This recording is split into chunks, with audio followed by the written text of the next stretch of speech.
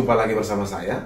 Saya harap kita semua dalam keadaan sehat selalu dan tetap bersemangat dalam menjalankan aktivitas kita masing-masing.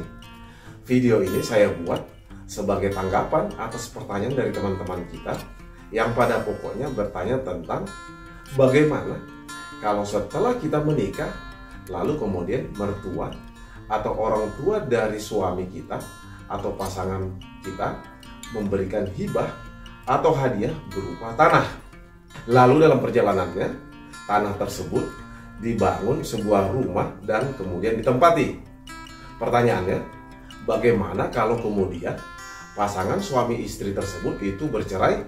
Apakah tanah dan bangunan tersebut merupakan harta bersama atau harta gonogini? Sehingga mantan istri berhak untuk meminta bagian dari penjualan atas tanah dan bangunan atau rumah tersebut.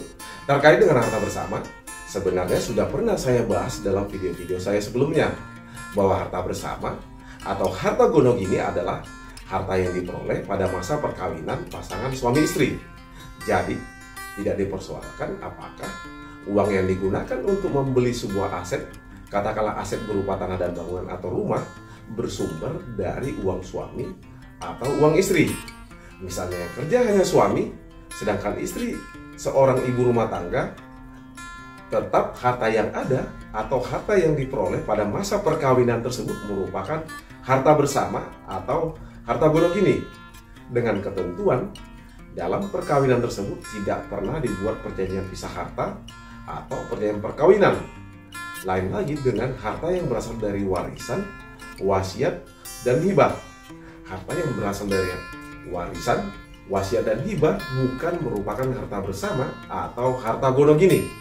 Yang menjadi persoalan, di atas tanah yang bersumber dari katakanlah warisan, wasiat, atau hibah tersebut sudah berdiri bangunan rumah.